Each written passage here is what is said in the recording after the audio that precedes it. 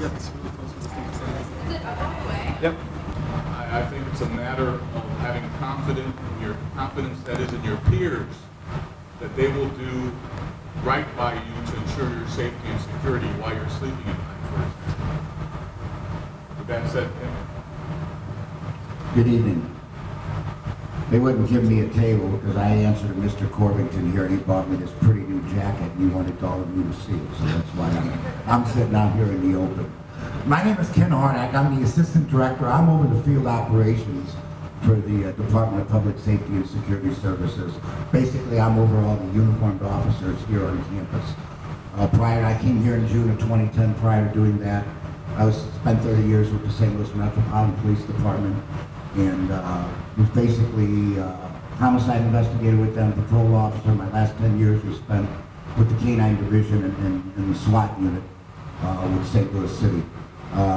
Some of that knowledge that I took from the police department, I came here very excited to bring that knowledge out here and do what I could, as well as with Mr. Corvington and his career.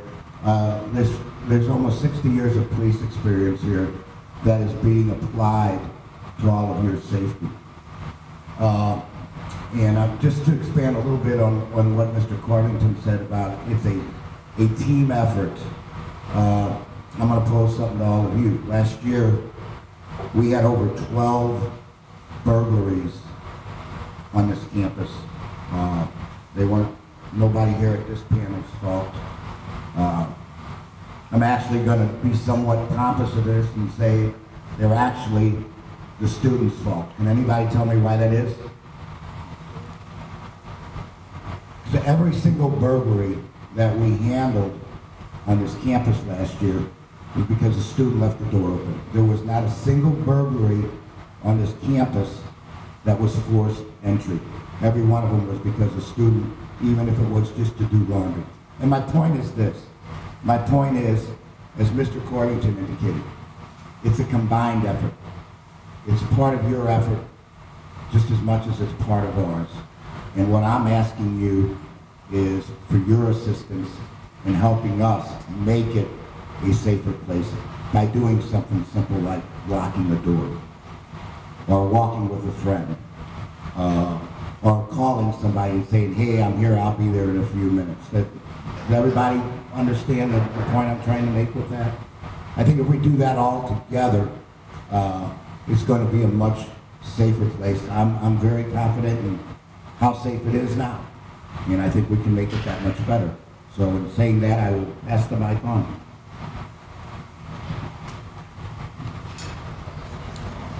Okay, so we're going to go ahead and start having, if you do have questions, we'd ask you to line up over by the table. I'm going to go ahead and ask the first question because I think it's one of the most common questions. I would just like, I guess this will go to Joshua. Can you explain exactly what is going to change in regards to security at SLU's campus?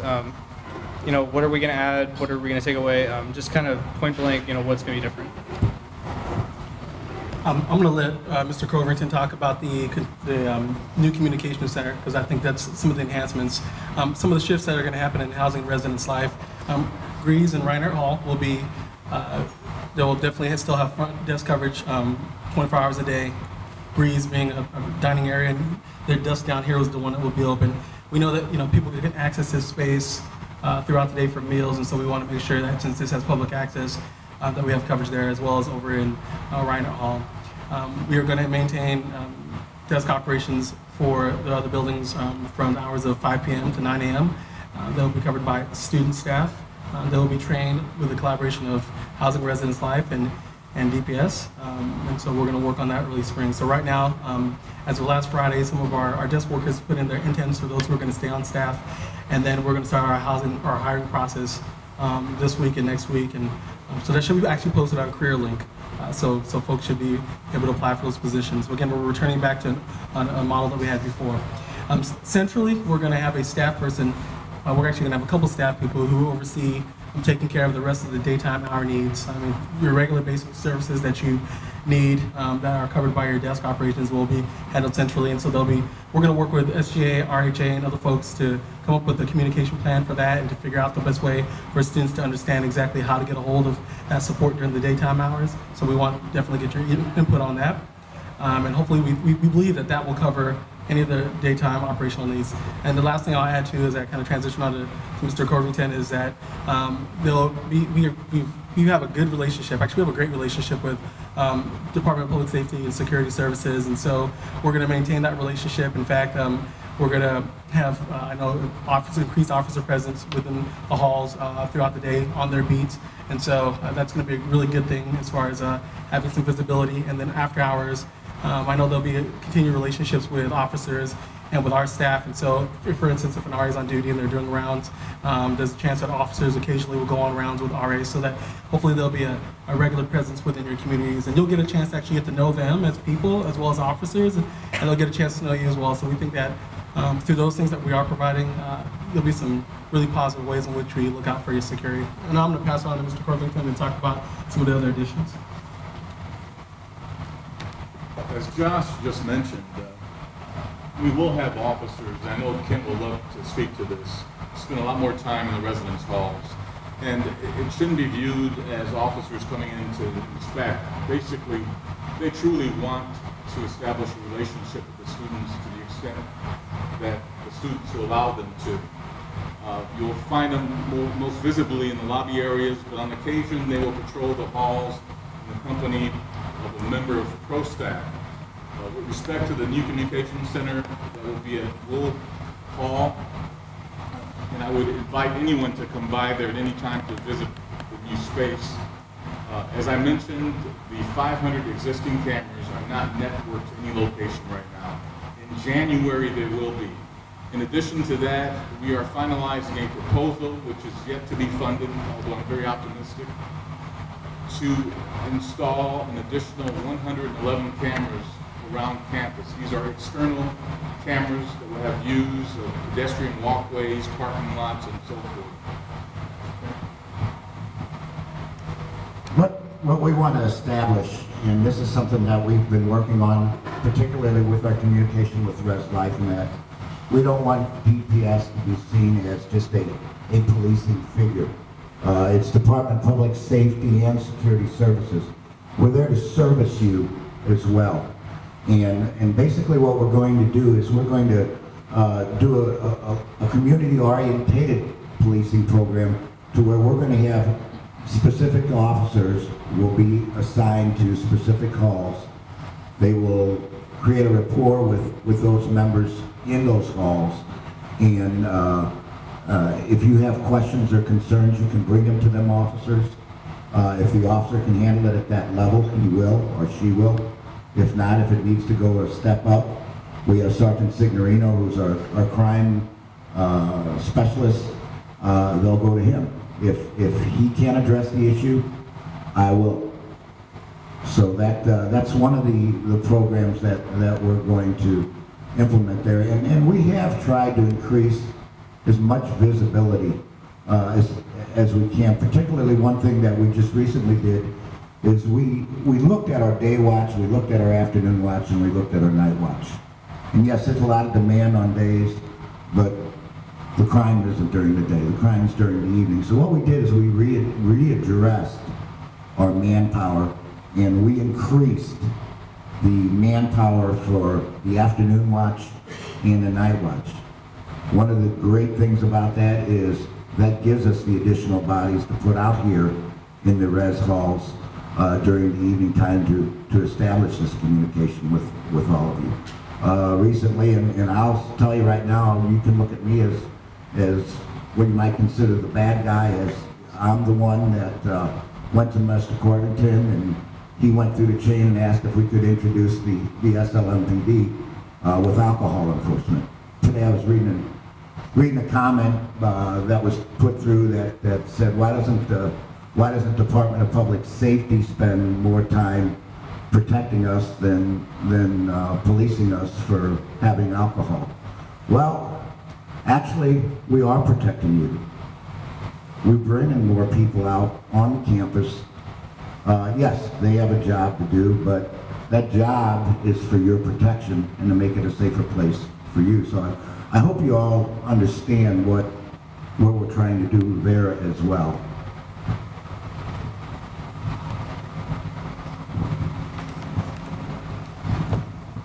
And now, like we said, this is your time. If anyone has a question, I ask that they come forward. Just come up, speak into the mic so that everyone can hear exactly what question you have for these gentlemen. And then we'll direct to whoever is who's able to answer the question.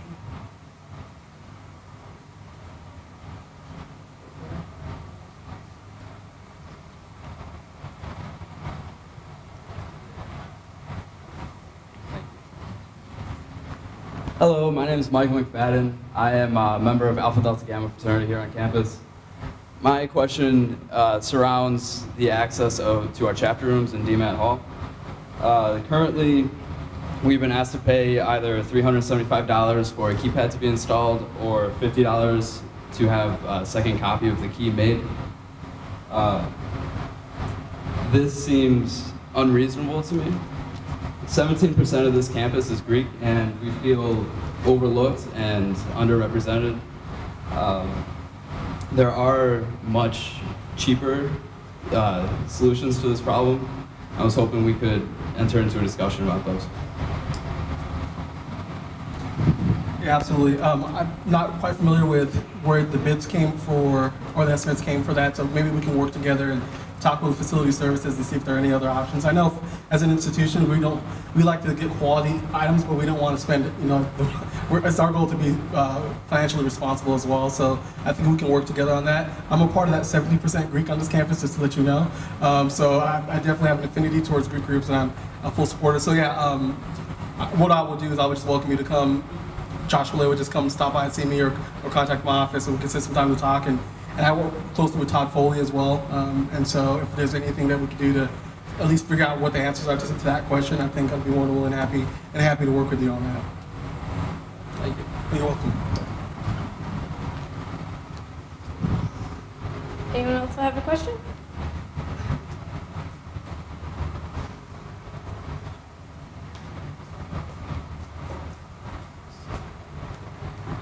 My name is Mike Ditzer. I'm a senior and a desk worker in Marguerite.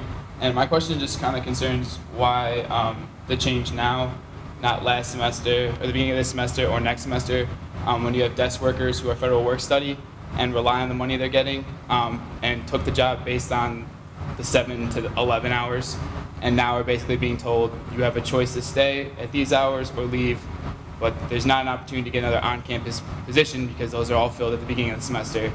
And why, for all those workers who depend on that money, for whatever reason they have, we can't wait until they could have been informed about this decision before they had picked a position.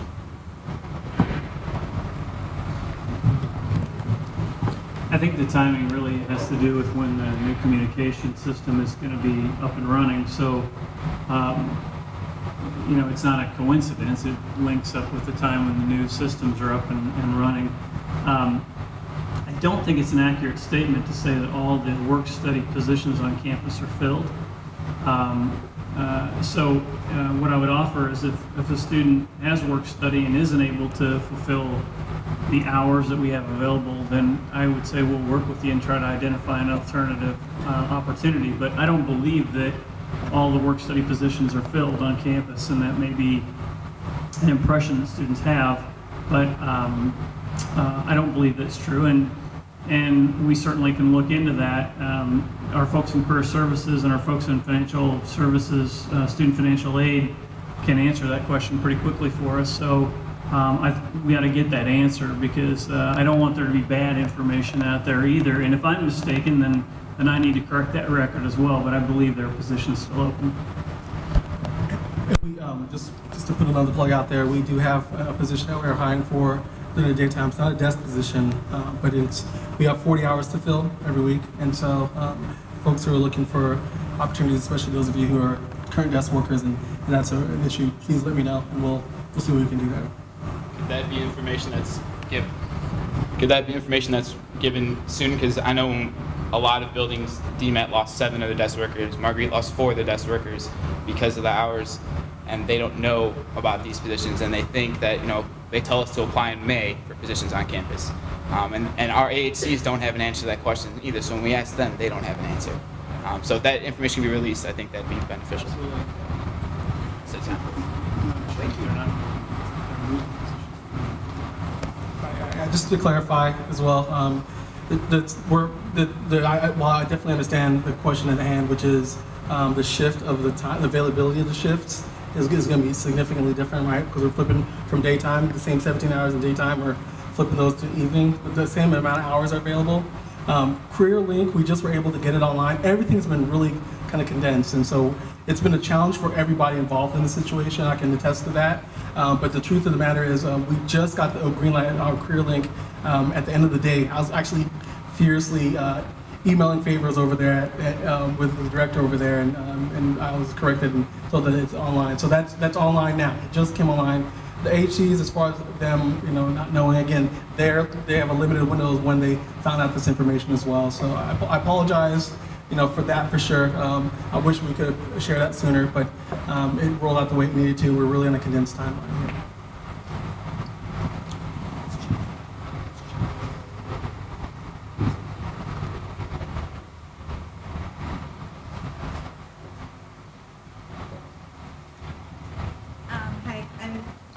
I live here in Greece.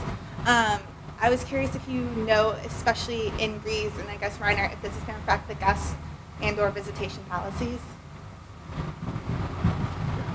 So I think that's one of the conversations that we're going to have over the next week or so, because we're really still trying to figure that out. A whole bunch of options were discussed. One of them was, no daytime guests. You can't have guests during the day, and I think that, I'm guessing that would have a mixed range of feedback. I think the other idea that came out there was, well, what if we just have students who live in that building? So you live in Greece, you'll have access to Greece, and would that be the right thing to do? Because then at least we know that if you don't belong in Greece, then you can't get in there, or if you want to visit somebody, they'd have to arrange that with you. And again, I think that would be met with mixed results. So that's still we're still figuring that part of it out because of our timeline, and that's some of the conversations that we're going to be having really quickly here. I'll probably be emailing tonight for some people to do some shoulder tapping. I wanted to make sure we had this forum, and then I wanted to start pulling people together. So it's a non-answer right now, but basically there is no answer to that right now. Yeah.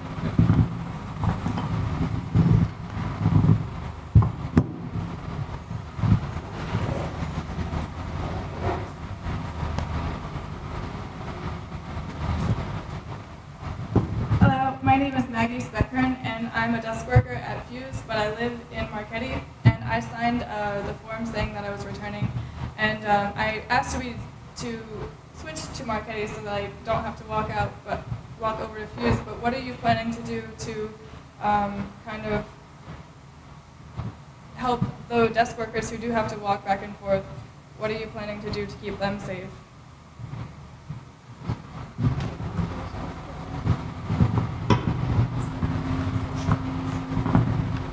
Well, one, as you know, we do have the school ride program, and with that program comes walking escorts as well as escorts that are available to drive you around. After 3 a.m. on certain days, DPS officers could be available if you feel in fear of your safety to help you as well. At the SGA meeting the other night, this same question came up as well, and we talked about the possibility of some kind of an implementation task force to help work through some of those issues, because there may be some things that we don't currently have in place that we need to put in place. And a good example of that might be an walking escort program that we would organize actually through Housing and Residence Life. I always think about the load that's on DPSS, and the calls come from all over campus, but if we could support escorts through the Housing Residence Life program, specifically for students who are moving from residence halls to other residence halls or around campus, it might be worth our investigation. So a big part of all this is identifying new opportunities for us to improve the safety of our campus, and I think that's a really good opportunity for us. At the last campus I worked at, we actually had that program, and and we had a group of volunteers. I think they wore orange or yellow vests or whatever, and they escorted people around on campus at night. It was a very popular program. It was really well used. And I think it's a very fine idea and something we might really want to give some consideration to.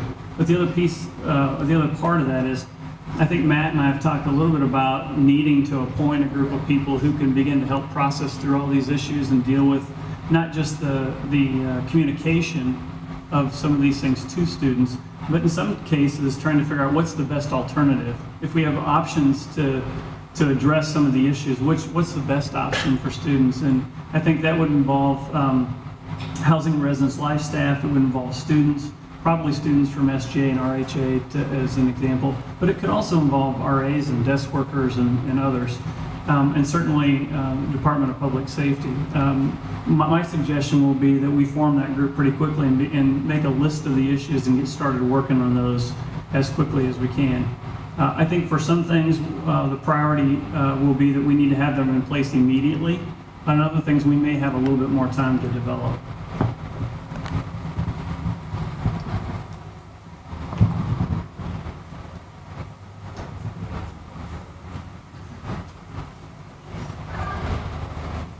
Okay, well, I also have a question.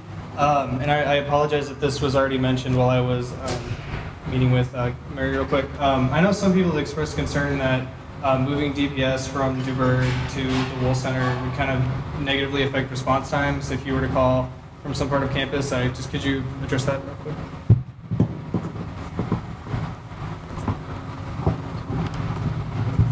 You know, the impact on response times will be negligible because of the way our officers are deployed. On any given shift, there are officers assigned to beats, so they are basically geographically located to better respond to calls for service in given areas. So I don't see any change in our response time because of the move of DPS to the Wool Center. Okay?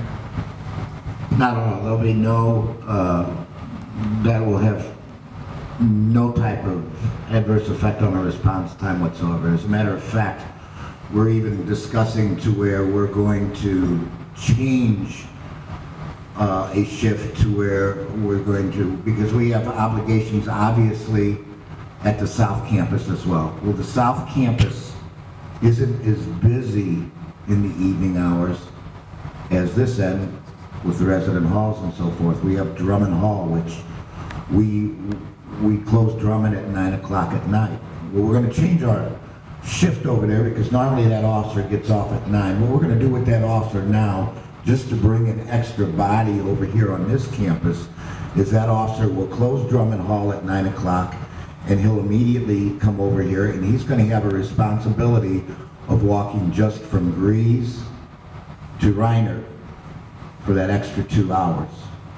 On weekends, we're going to do the same thing where we're going to take a beat and it'll probably expand to about 2 or 3, maybe even 4 in the morning, where that officer is just going to be specifically walking back and forth from Grease to Reiner, checking on these buildings.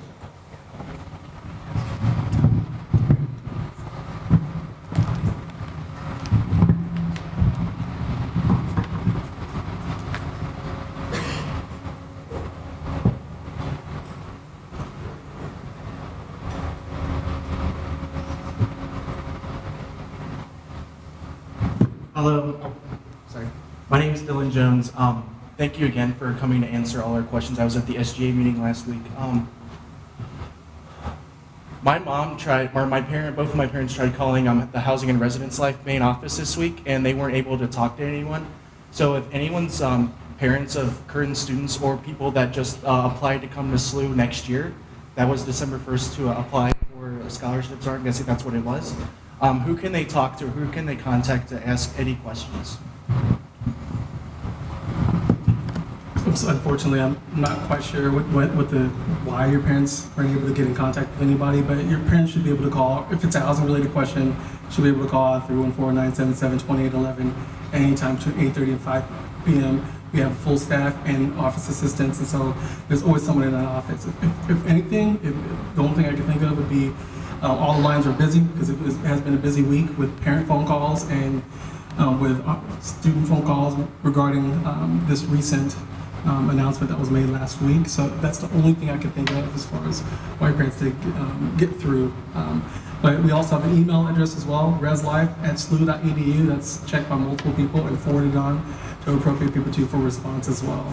So between those two avenues, your parents should be able to get hold of it. And if they want to email me as well, they can just address it to Josh Walewa, and if that's helpful at all, the reslife@slu.edu or J Walewa, I can spell it for you after the meeting. Then they can email me directly, and I can get them to the right person as well. Thank you very much.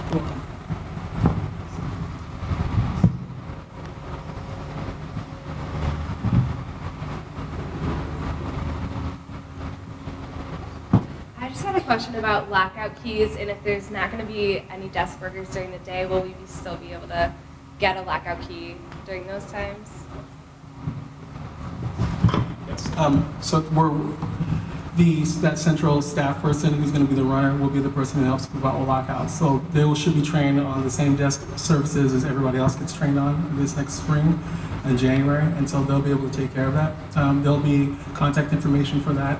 We're trying to get a dedicated line within our office so that it doesn't get bogged up. And then we also have another half-time staff member who's going to be working to support as well. So if we really get in a pinch and we're really busy, then we can send a couple people out. Right now we have one golf cart. I think we're looking at getting another one as well to make sure people can get to you all as quickly as possible. If it depends on where you live, I mean, I know last at the SGA we had a question from somebody from Fuse or Privilege. I mean, just for those of you who live that close to Brown Hall into our office, you're more than welcome to come on in if it's going to be that much faster. We can pull something for you there as well, or have somebody walk you over and help you out as well.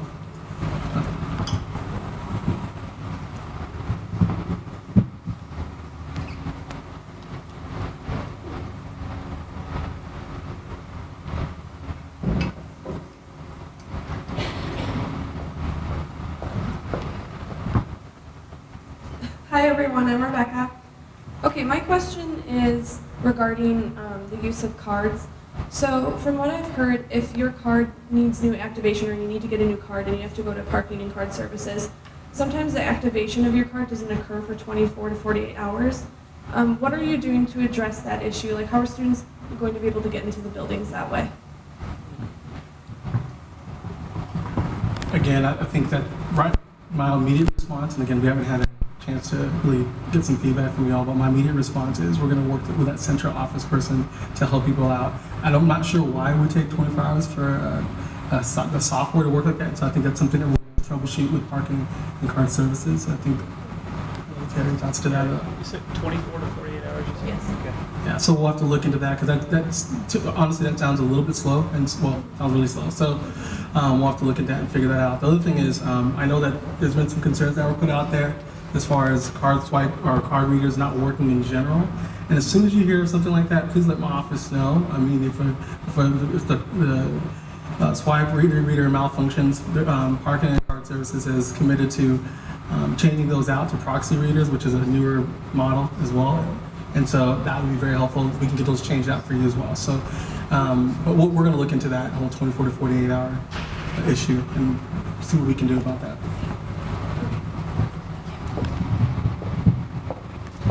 Sorry, I just had a continuation for a question, actually. So in relation to the cards swipes, so you're saying if they don't work, that we can report that. So for example, like I just moved into a new hall because my room flooded. So I'm now living in Privilege Hall, and my card doesn't work in that hall because I'm still associated with DMAT Hall. So how, like, I have to have someone open the door for me every single time I walk into my building. So how would you address like students that can't get into their own buildings? I mean, yeah, the floods really put a lot of people out. So it was a bad mistake by somebody. They're really sorry about that. I know it was really tough. It's, again, really right now that's how it looks like what's going to happen. But I'm not sure why it's 24 to 48 hours. And so that's one of the things that we're going to look into. I think in all of our collective experiences, we'll just look at the hotel industry. You go down and get a card, it instantaneously changes out. So I'm not sure exactly what's the issue with the software, so I can't really answer that part of it right now. Yeah, we're gonna have to work with that number. We can call somebody to help you in for now until we get that part figured out.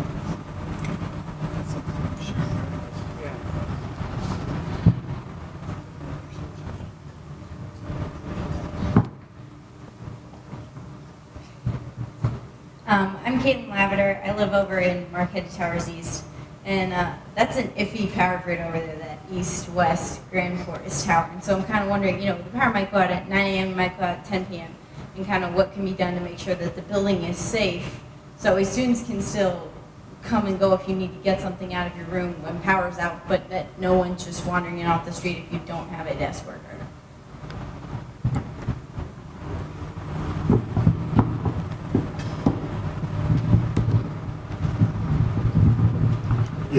And I want to make sure I got the question correct. Your concern is going out at night as far as will you be safe walking out to your car? No, it's maintaining security when power goes down. When power goes, oh, I understand. So, and yes, we frequently have power go down, and we frequently have elevator entrapments there. No, when the power goes down, there or any other hall, will immediately dispatch as many available officers as we possibly can.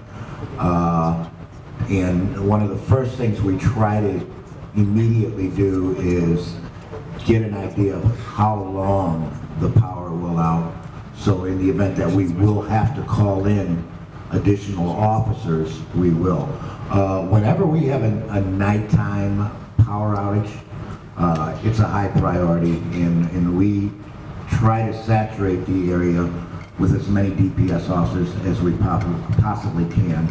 I referenced that if it's long term, we also have the option now of using CERT members to come over to assist us with additional manpower should that type of event occur. Thank you. Mm-hmm. You're welcome. Can I add one more thing to that as well? Marquette, if that's where you live. I just heard today that Marquette is one of those places that people are notorious for propping the door open. And that's exactly what we don't want to have happen. And the folks in SGA who were there last week, and those of you who will probably hear this from us again tonight, is really, security really is everybody's responsibility. I came from an institution where somebody, let somebody tailgate in, and you never know what's going to happen. And so it's really important for us to take responsibility. And I told a group like this last night, it's odd, even for me as a professional staff member who is quite a bit older than you all, to stop somebody from coming in. But that's something that I have to be committed to doing. And we're asking you all to do the same thing.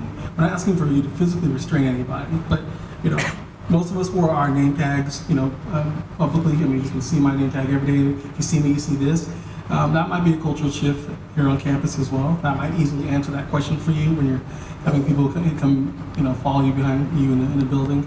But little things like that are going to be really important. We're going to work with RHA and SJA to work on an educational campaign on figuring out how to make this campus as safe as possible. But really, it's going to be up to the individual, and it's going to be your responsibility. And the reality is that when you leave here, you will transition from this campus someday. You will not live in the residence halls forever. You'll live in a building that might have a doorman or somebody at the front who watches them. But I don't know, when I graduated from college, I couldn't afford that. So the reality is, unless you have certain majors that afford you that, you're probably going to live in a place that possibly has security doors at the front, locks at the front. But for the most part, they're pretty porous, and so really it's up to you to watch out for yourself. And we're here as a part of that, but really we want every individual to take some personal pride and responsibility in where they live and keeping it safe.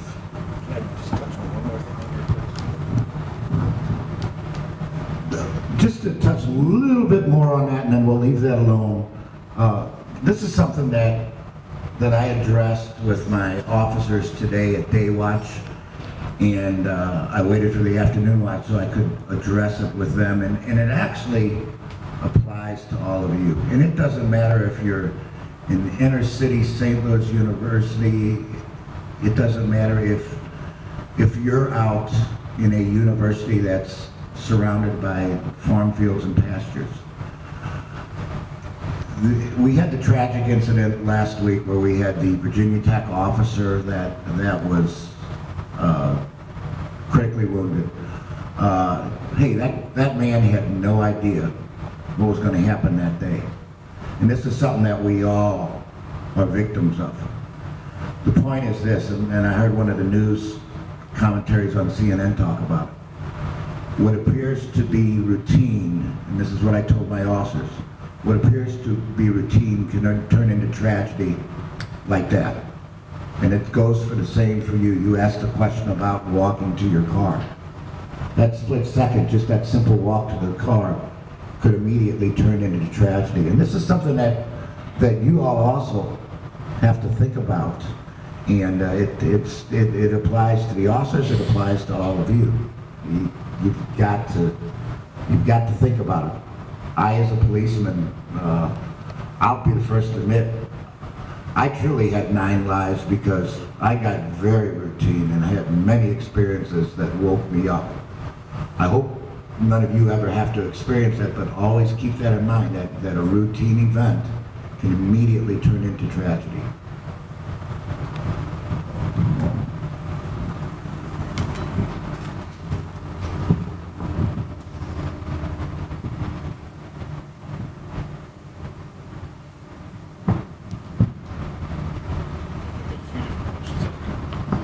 I've got a few different questions. My name's Chris. First one, for students who live on campus, parents pay anywhere from $6,000 to $9,000 a year. Why were parents not directly notified of the policy change? They will be notified, but it will be in the parent newsletter, which goes out this next week. So some of that is a timing issue. We don't necessarily have a good, clean distribution list for parents other than that. So the only other way would have been to probably identify or try to identify parents of students living in residence halls. We elected to go with the list that we have through the Parents Association, so I apologize that timing is a little bit after, but there will be a communication. It's ready to go, and it will go out this week. A few others. One, according to the email, both the Griesett complex and the Reinert complex will have desk workers 24 hours. We'll have students at those desks 24 hours. Of course, we're all aware that the library has students at the desk 24 hours. Simon Rec has students at the desk 24 hours.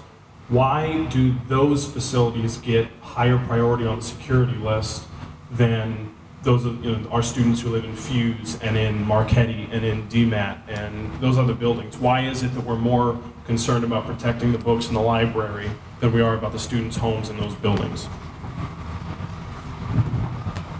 Well, I just have to disagree with you. I don't think that we think that the books and the gym equipment is more important than students' safety is the #1 concern. Again, we've shifted and reallocated some resources, and so we've been able to enhance certain things, and you've heard that already multiple times. So with that being said, that to me says that we don't care any less about the students. It just means that we're taking a different approach to securing this campus. We're gonna also ask people like you and people in this room to take some responsibility for how you move around this campus. And so, I respectfully disagree with that statement. I think it's kind of a loaded question, but so I'll just say I disagree. Okay, I just have 2 more.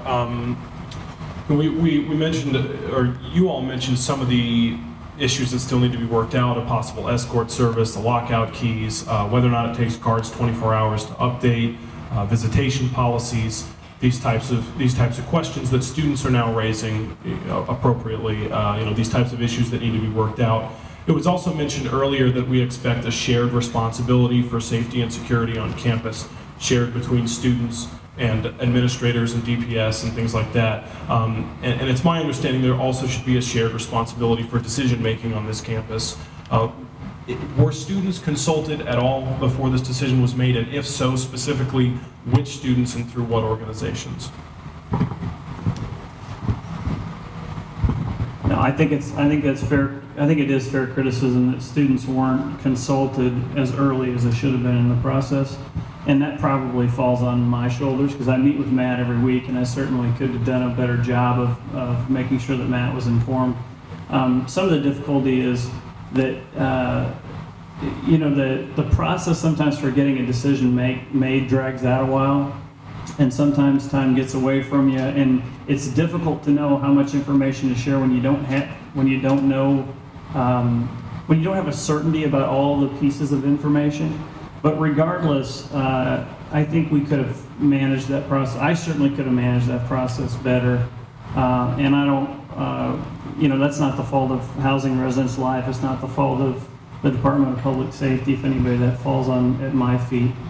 I think that we still, a lot of things that we're talking about are things that probably need to be addressed regardless of what system. I'm hearing things that are issues regardless of whether we continue with the same system.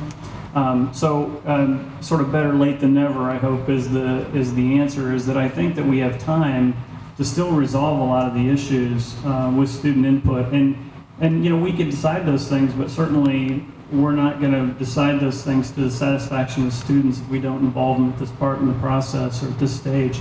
So I think we have some time to do that. Obviously, some things are not going to be perfect right out of the gate, and if we had months and months to plan, it would be certainly easier for us to manage. But the circumstances are what they are, and with the help of our students and these three gentlemen sitting here with me, I'm confident that we can work out systems that will work for students, and that it will make our halls just as safe as they've always been. Thank you all, and I do have one final question. It was mentioned earlier, sir, that crime doesn't happen quite as much during the day, and I certainly do not mean to use tragedy as a form of argument, but you also went on and quoted, or mentioned the Virginia Tech tragedy last week. That campus has suffered 2 different shootings in the past 4 years, both of which happened between 9 a.m. and 5 p.m. So my final question would be, do we honestly believe that the 4 of you and those of you who've implemented the policy, do we honestly believe that between 9 a.m. and 5 p.m. that no non-students will be able to enter the building, that every student's going to close the door behind them, that we will be able to ensure, as well as we do now, that only students are entering our residence halls and only students are entering our homes? You know, Chris, I would say that there's no foolproof, fail-safe system, and as a matter of fact, that happens now. That happens right now when we have the desk staff. So even the system that we have right now is not fail-safe. Even when we have Wayland security officers at night, we've had people enter the buildings at time over the last 3 or 4 years that have not swiped in. So, and that frustrates me when that happens, because it's a breakdown in the system. So there are no guarantees. I mean, there really aren't. I think safety is it's all of our responsibility. And it does mean that doing things differently, it does. But we have a campus here in St. Louis, located a few miles from here, that will go unnamed. You probably can figure out where it is. It's been operating a security system for years without any desk workers at all at the desk. It's not a perfect system, but they make it work, and they make it work pretty well. Our circumstances are not exactly the same, and we don't take exactly the same approach. But I think that, a lot of times when we're talking about these issues, we're dealing with conversations on the extreme. We're dealing with the extreme circumstances. A situation like Virginia Tech the other day couldn't have been prevented by a desk worker at the hall. It would have happened. Here's a person who had a firearm, who had an intent to kill, and I don't think that there's a system in place out there, whether it's uniformed, armed officers or anything else, that always prevents that from happening, unfortunately. So I understand the question, I understand the anxiety and the concern. I really do sincerely believe that this system can work for us. And in fact, we did look at crime reports, we did look at security reports, and I can tell you that the overwhelming majority of the incidents that we have on campus do happen after 5 p.m.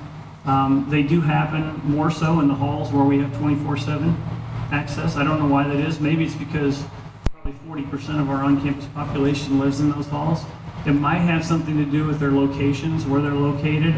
It might have something to do with the fact that it's mostly first-year students. I don't know.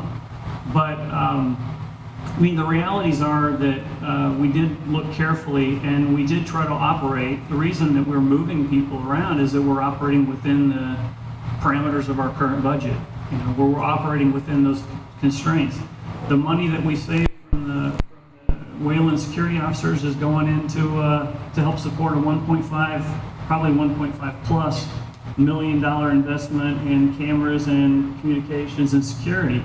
And so it's an expensive proposition to provide a comprehensive campus security system.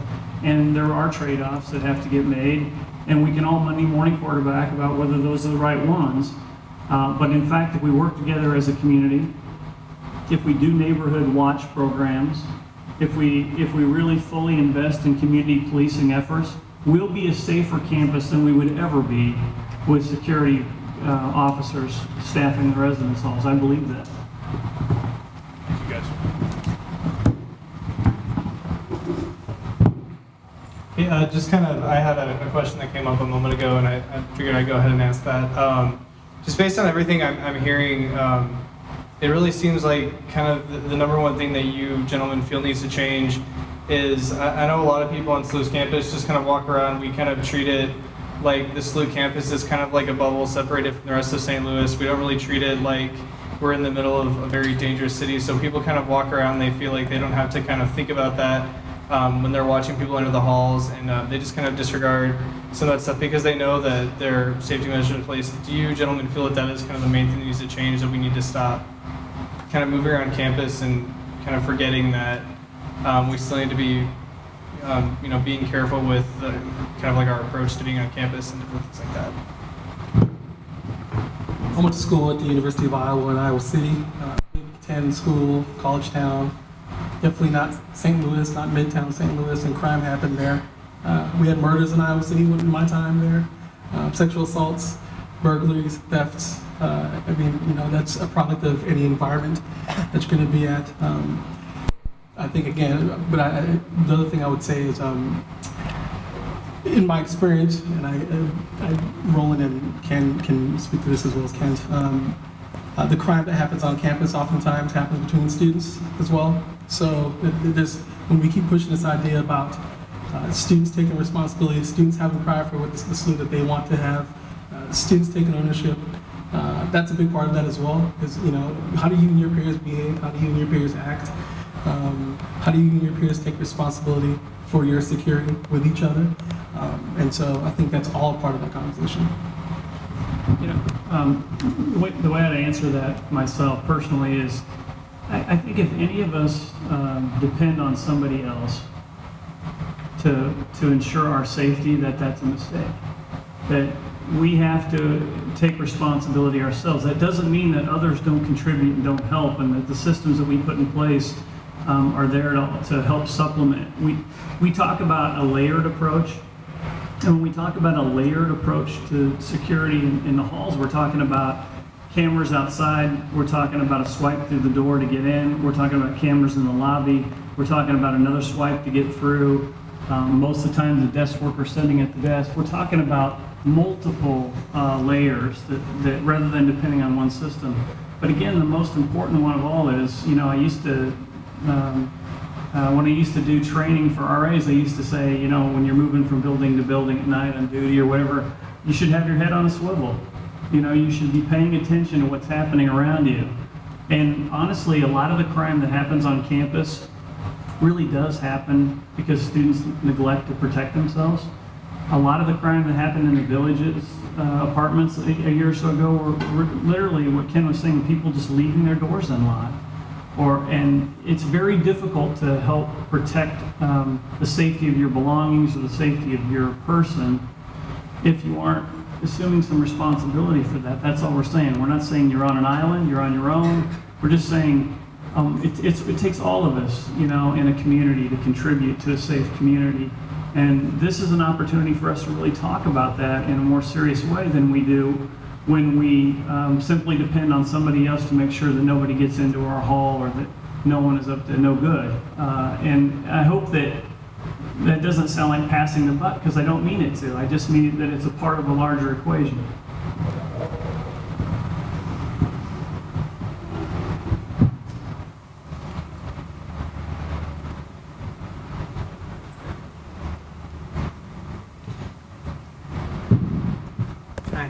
My name is Wesley Gardner. I was interested in whether the number of officers on duty at any particular time is going to change, or is if the officers are simply going to be reassigned to a different location, different task.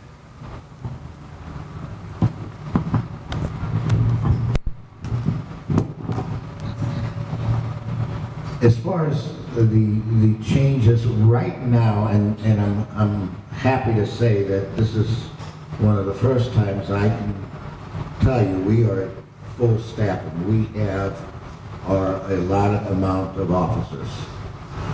We've even actually increased that some because now we have utilized some part-time officers to address arena events and so forth, so that we can take our full-time officers and dedicate them to what we need to get done here at the campus.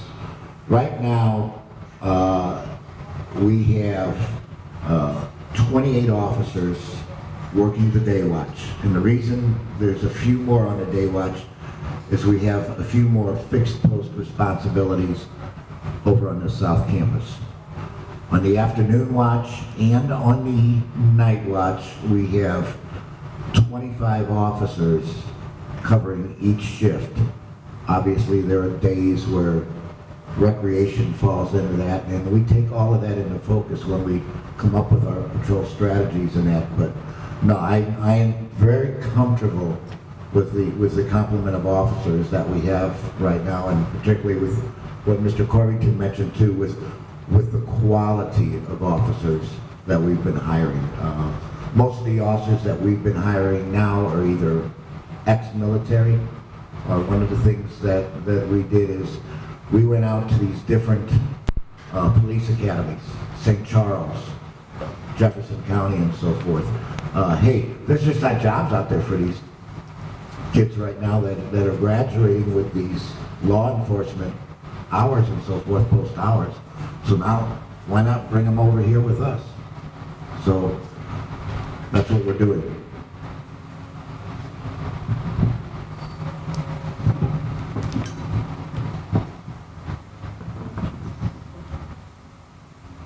Hi, I'm Katie Masler. I live in Marguerite, and this was kind of asked but never really answered. How did you guys come up with who gets the 24-hour shifts with the desk worker there and who doesn't? Because I know it's just Grease and Reiner. Like, just because Marguerite and Fuse are smaller shouldn't mean that they don't get the same kind of security. Between Reiner and Grease, we have about 35% of our total residential population that are living in those two buildings. On top of that, this building has open access into it during the daytime. So if you're coming in here for a meal, you go through this door or that back door. That elevator way right there is easy access right into the building. So we wanted to make sure that we had coverage there.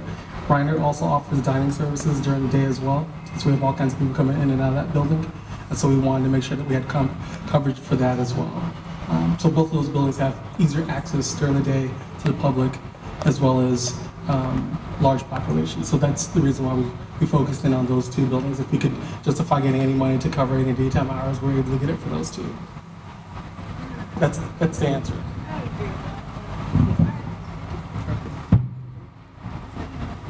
Hey guys, thank you for listening to what these gentlemen had to say. I'd like to say thank you to you guys for taking your time to answer our questions and kind of help with this process. So I'm thinking a round of applause.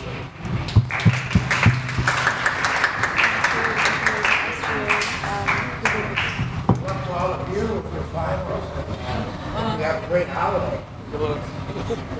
For any of you who have further questions or concerns, you can either contact us at rha@saluate.edu. We can forward your questions or get them answered for you. In addition, SGA has a Google form out right now that you can put any of your responses to this issue on, and they will be addressed. Thank you.